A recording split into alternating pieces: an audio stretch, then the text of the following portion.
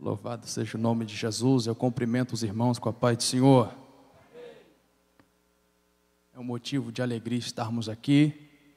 Deus seja louvado nessa oportunidade. Quem está feliz com Jesus, diga a glória a Deus. Queridos, sem perca de tempo, abra sua Bíblia, por favor. O livro do profeta Isaías, seu capítulo de número 6. Enquanto você procura o texto sagrado, quero louvar a Deus pela vida do digno pastor, vice-presidente, pastor Carlinhos, que é uma bênção na nossa vida. Deus preparou o Senhor para estar aqui nesse tempo, e Deus seja louvado. Louva a Deus pela vida do nosso pastor presidente, pastor Zilmar. Louva a Deus também pela vida do pastor Adriano, os dignos obreiros que estão aqui, Deus abençoe. Louva a Deus pela vida da minha esposa, adoradora Samara. Louvou a Deus nessa noite. Amém, queridos? Capítulo 6 de Isaías, vamos ler a partir do verso 1. Está escrito: no ano da morte do rei Uzias, eu vi o Senhor assentado sobre um alto e sublime trono, e as abas das suas vestes enchia o templo. Serafins estavam por cima dele, e cada um tinha 6 asas. Com 2 cobriam o rosto, com 2 cobriam os seus pés, e com 2 voavam. E clamavam uns para os outros, dizendo: Santo, Santo é o Senhor dos exércitos. Toda a terra está cheia da sua glória. E as bases do limiar se moveram à voz do que clamava, e a casa se encheu de fumaça. Então disse eu: ai de mim, estou perdido, porque sou um homem de lábios impuros, e habito no meio de um povo de impuros lábios, e os meus olhos viram o Senhor, o Rei, o Senhor dos exércitos. Então um dos serafins voou para mim, trazendo na mão uma brasa viva que tirara do altar com uma tenaz. E com a brasa tocou a minha boca e diz: eis que ela tocou os teus lábios, a tua iniquidade foi tirada e perdoado o teu pecado. Depois disto ouvi a voz do Senhor que dizia: quem enviarei e quem há de ir por nós? Disse eu: eis-me aqui, envia-me a mim. Toma o teu assento, por favor. Queridos, nessa noite eu quero pregar no subordinado tema: ouvindo Deus em meio às crises. Porque a gente ouvir Deus quando tudo vai bem é uma coisa. Agora a gente ouvirmos e atentarmos, obedecermos a voz do Senhor em meio à crise, em meio ao caos, é difícil. E é isso que está acontecendo aqui dentro desse contexto. O rei Uzias tinha morrido. E no ano da morte do rei Uzias, no ano de luto, no ano de perca, o profeta Isaías vai ter uma visão. Mas não é qualquer visão. É uma visão que vai mudar a sua jornada. É uma visão que vai mudar o seu ministério, porque até então ele nunca tinha tido uma experiência daquela envergadura no mundo espiritual.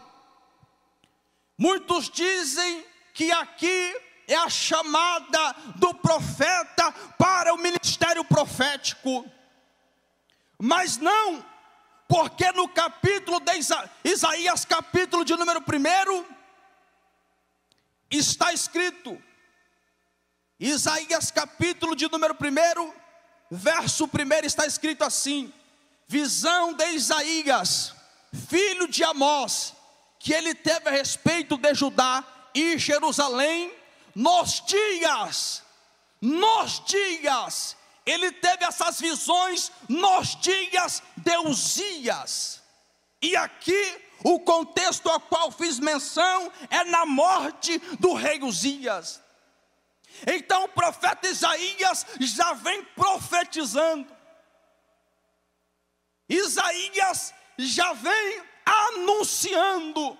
Mas ele nunca tinha tido o encontro com Deus desse nível. E nós estamos vivendo essa realidade no século 21, de muitos que têm ministério, de muitos que pregam, de muitos que dizem, mas nunca teve uma experiência com Deus, nunca teve um encontro com Deus.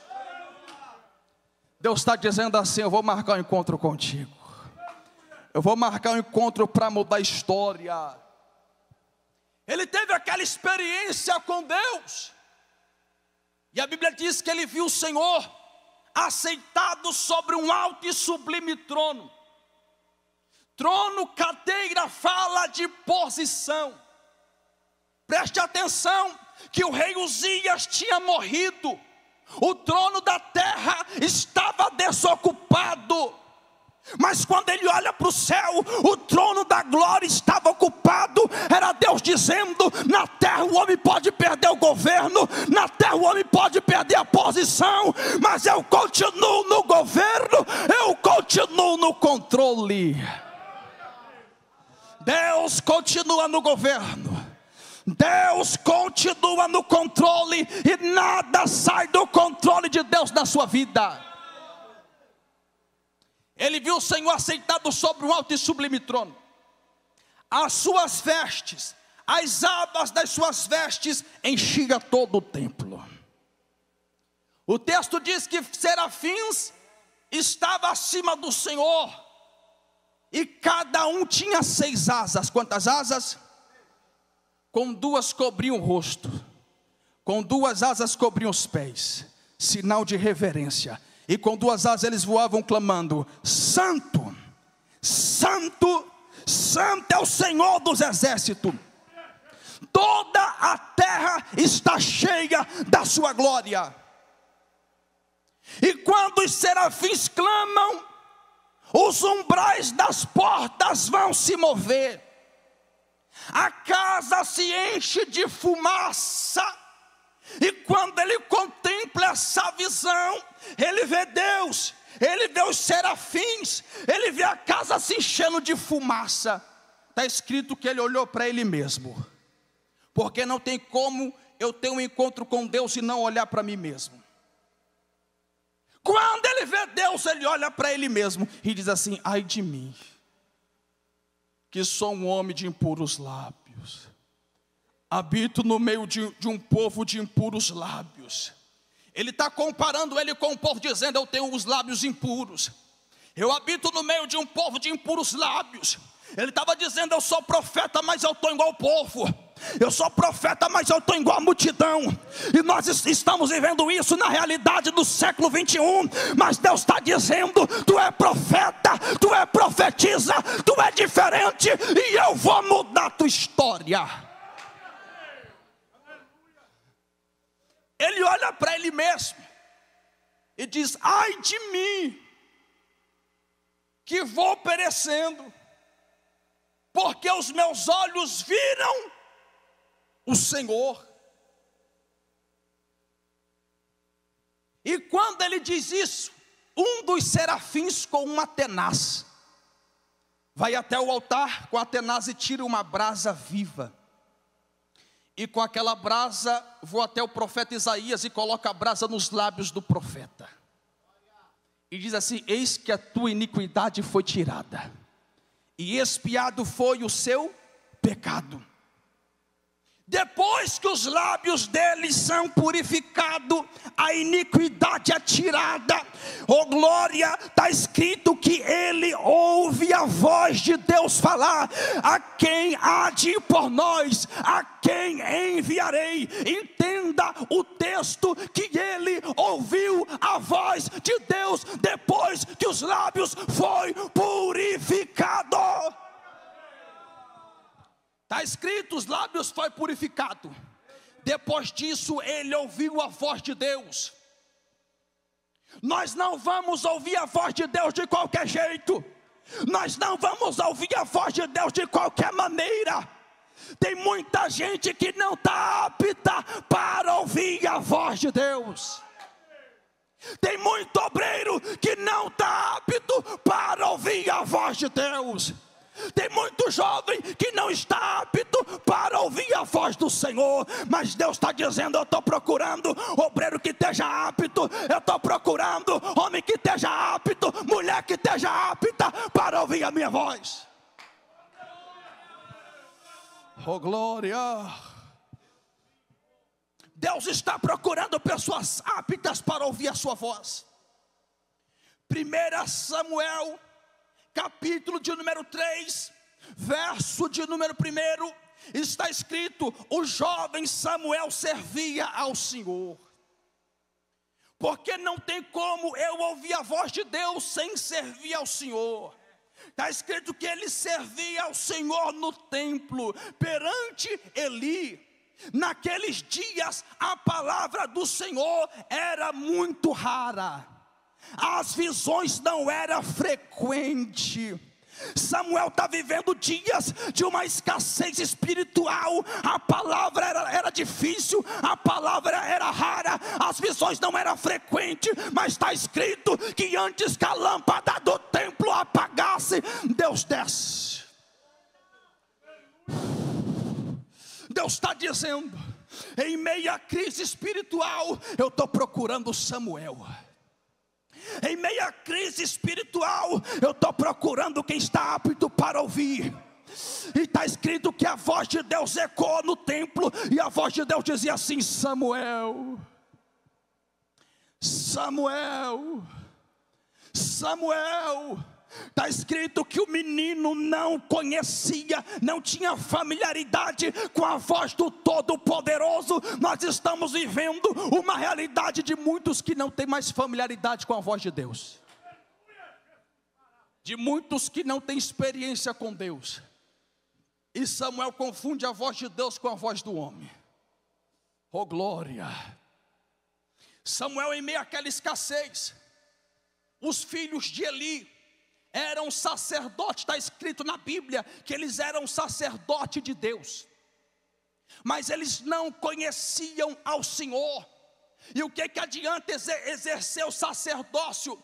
O que adianta ter posição no templo e não conhecer o Deus Todo-Poderoso? Eles eram sacerdotes, mas não conheciam a Deus, e eram filhos de Belial. Você está entendendo? Deus está dizendo assim: eu vou levantar Samuel nessa geração.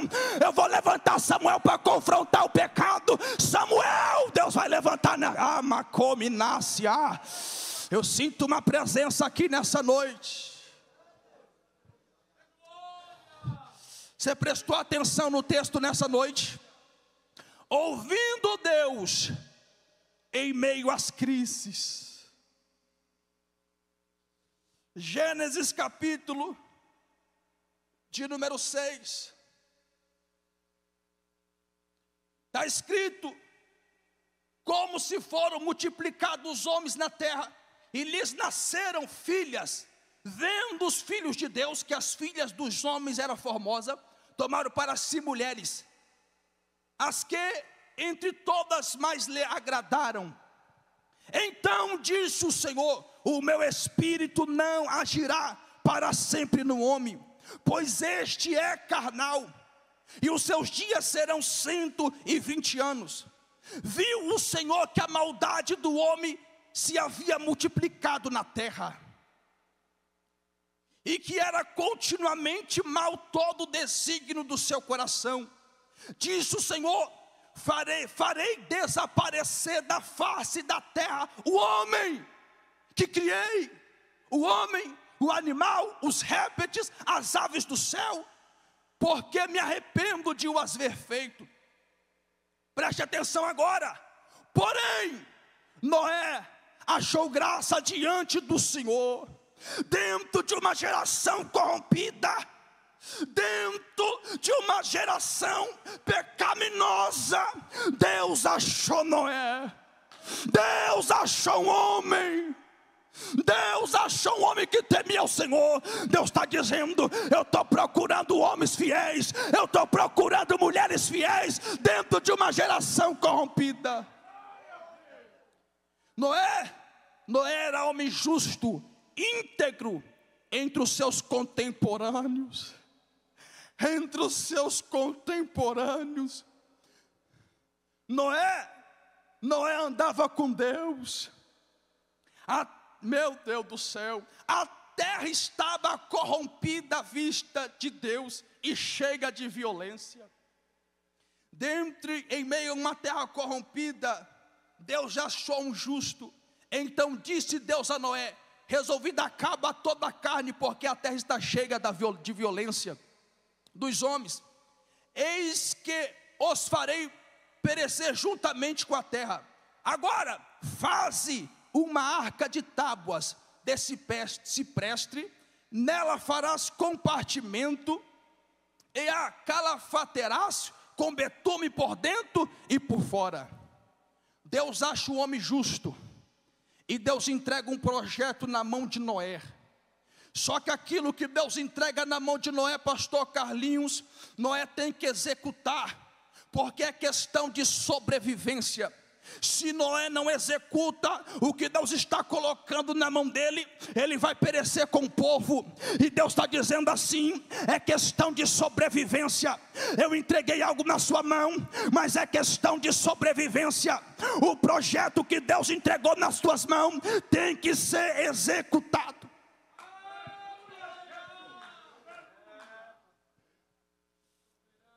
É questão de sobrevivência. Queridos, eu já vou encerrar. Isaías, voltando para Isaías, ouve a voz de Deus: a quem enviarei? Quem há de ir por nós? Já Isaías vai na qualidade de representante do céu. Não é uma posição qualquer como governador, como presidente, isso é fichinha. Isaías está representando o céu. Oh glória, eu estou pregando para alguém nessa noite e dizer para você: você é representante do céu. Você é representante do céu. A quem enviarei? Quem há de ir por nós? Aí Isaías diz assim: eis-me aqui, Senhor. Eis-me aqui, envia-me a mim. Eu vejo na minha Bíblia Sagrada, eu vejo 3 gritos missionários. Repita comigo: 3 gritos missionário. Atos capítulo 16, o primeiro grito que eu vejo é na terra. Atos 16, o apóstolo Paulo tenta ir para a Mísia, Bitínia, vai ser impedido pelo Espírito Santo. Ele desce a Troate e vai dormir. De noite ele tem uma visão, um homem orando, rogando, dizendo: atravessa a Macedônia e nos ajude. O primeiro grito é na terra, a terra geme, as almas gemem por missão. O segundo grito, onde é? Jesus não contou uma parábola, Jesus contou uma história verídica do rico e do Lázaro. Porque em parábola Jesus não usa nome. Lázaro morreu, foi para o seio de Abraão. E o rico foi para o lugar de tormento. E quando estava no lugar de tormento, ele olha para Abraão, ele olha para Lázaro e diz assim: pai Abraão, manda Lázaro ir lá para casa, manda Lázaro ir lá para não deixar os meus irmãos vir para cá. Porque quem morreu sem salvação não perde a consciência. E ele está perdido, ele está no lugar de tormento, mas ele está rogando por missão, ele está rogando pela sua família. Muitas pessoas que morreram sem salvação, perdida, geme por missão, geme por missão, geme por missão. Oh glória! O terceiro céu é aqui em Isaías. O terceiro grito é aqui em Isaías. O céu clamando, a voz de Deus ecoando no céu, dizendo: a quem enviarei? Essa obra não é do homem, essa obra é séria. Deus quer levantar pessoas sérias para esse dia, para esses dias, para esse tempo. O que é que você tem feito para a obra de Deus? O que é que você tem feito para o Senhor? Deus está falando para alguém aqui: será que você está disposto a fazer algo em prol ao reino de Deus? Será que você está disposto a levantar a bandeira do Evangelho nessa noite? Por que que Isaías está profetizando? Sabe por que ele está profetizando? Porque ele tem autonomia. João capítulo de número 12, versículo 41.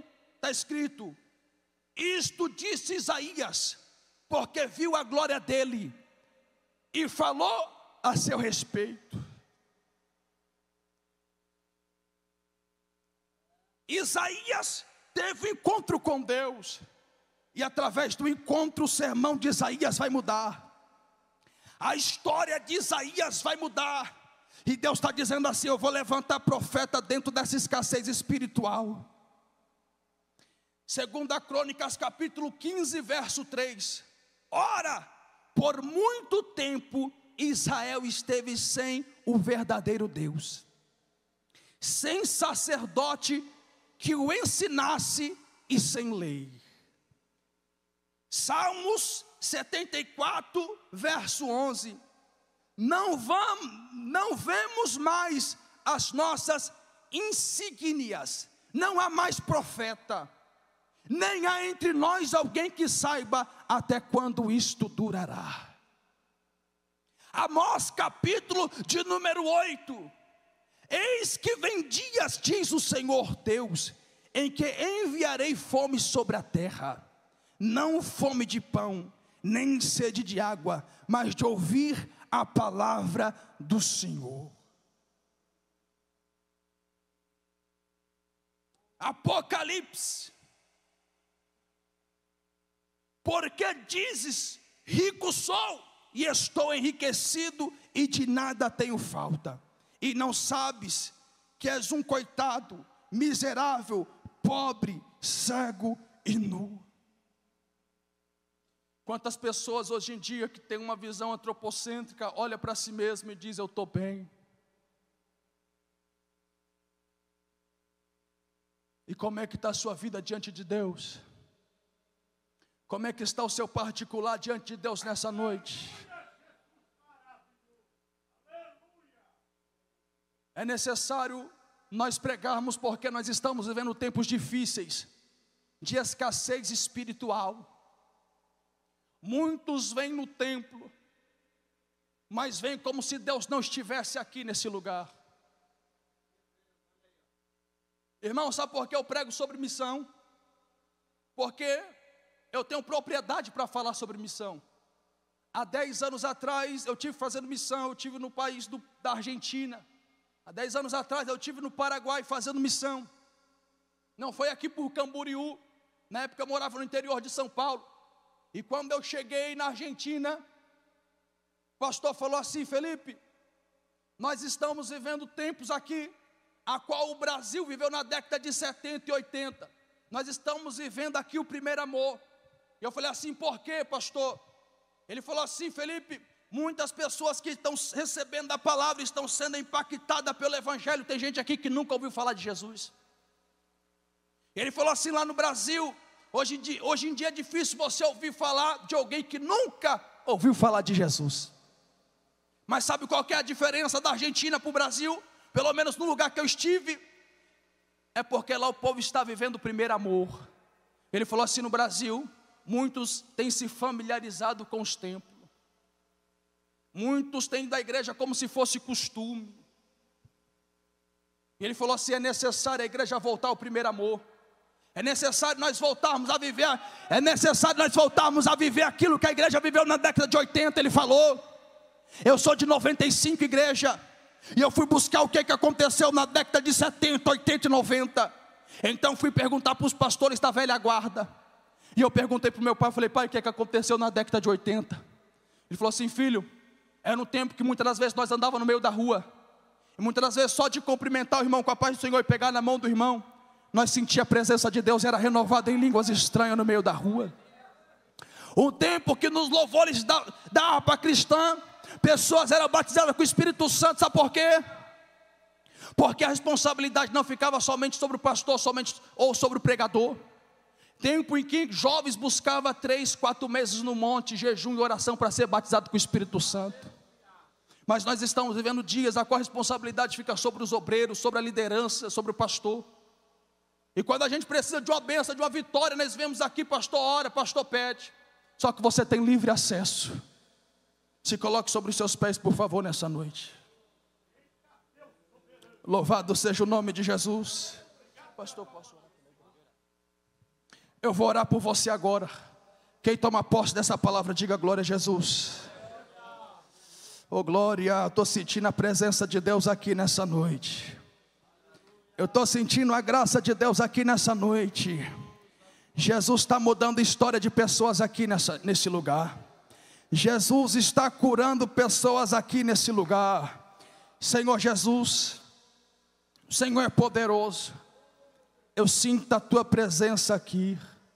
O Senhor faz como lhe apraz. Jesus, a tua palavra foi pregada, foi ministrada. Jesus, que essa semente venha a ser plantada nos corações, e que esta semente venha a germinar. Jesus, se entrou alguém aqui nessa noite enfermo, Jesus, eu falo com a enfermidade agora, e eu ordeno no nome de Jesus essa enfermidade agora. Caroço, úlcera, câncer, onde você estiver, desapareça. Eu falo agora com o espírito maligno, sai agora, pega a tua bagagem agora, pega o que é seu agora, e sai em nome de Jesus. Jesus, visita esse lar, Jesus, visita essa família. Jesus, o diabo, Senhor, quis entrar, quis fazer morada, mas eu dou uma ordem, ele vem por um caminho, por 7, ele vai ter que bater em retirada nessa noite. Toma esse lar, Jesus, agora, toma essa família. Jesus, vai agindo agora, eu creio no teu agir, no poder do teu santo nome, em nome de Jesus, amém. Deus abençoe.